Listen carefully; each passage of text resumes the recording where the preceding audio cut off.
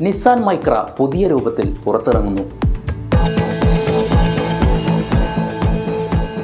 Japanese വാഹന നിർമ്മാതാക്കളായ നിസ്സാന്റെ ജനപ്രിയ മോഡലായിരുന്ന Micra തിരിച്ചു വരുന്നു. യൂറോപ്യൻ വിപണിയിലാണ് മൈക്രയുടെ ഇലക്ട്രിക് മോഡൽ ഈ വർഷം അവസാനത്തോടെ വിൽപ്പനയ്ക്കെത്തുന്നത്. ഇതുവരെ കണ്ടിട്ടുള്ള മൈക്രയല്ല പുതിയ മൈക്ര.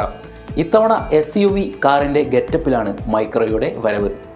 ഇതിനോടകം നിരവധി അന്താരാഷ്ട്ര മാധ്യമങ്ങളിൽ മൈക്രയുടെ EV പതിപ്പ് വാർത്തയായി കഴിഞ്ഞു.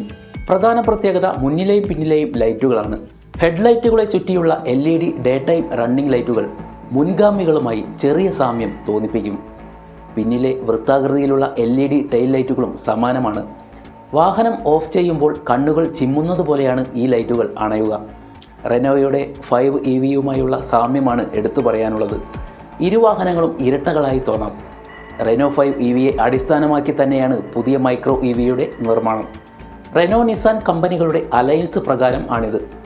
ഫ്രാൻസിലെ റെനോയുടെ ഡുവായി പ്ലാന്റിലാണ് പുതിയ നിസാൻ മൈക്ര നിർമ്മിക്കുന്നത്. 18 ഇഞ്ച് വീലുകൾ, ആക്റ്റീവ് വീൽ കവറുകൾ, കറുപ്പ് നിറത്തിലുള്ള റൂഫോടുകൂടിയ ഡ്യുവൽ ടോൺ ഓപ്ഷനിൽ 14 തരം നിറങ്ങളിൽ വാഹനം ലഭ്യമാകും.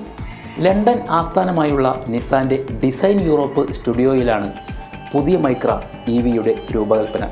40 കിലോവാട്ട്, 52 കിലോവാട്ട് എന്നിങ്ങനെ 2 ബാറ്ററി പാക്ക് ഓപ്ഷനുകളിൽ മൈക്ര EV ലഭ്യമാകും.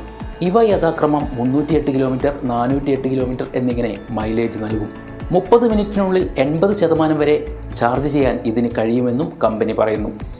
യൂറോപ്യൻ വിപണികളിൽ ഈ വാഹനം 2025 അവസാനത്തോടെ പുറത്തിറങ്ങുമെന്നാണ് പ്രതീക്ഷിക്കുന്നത്.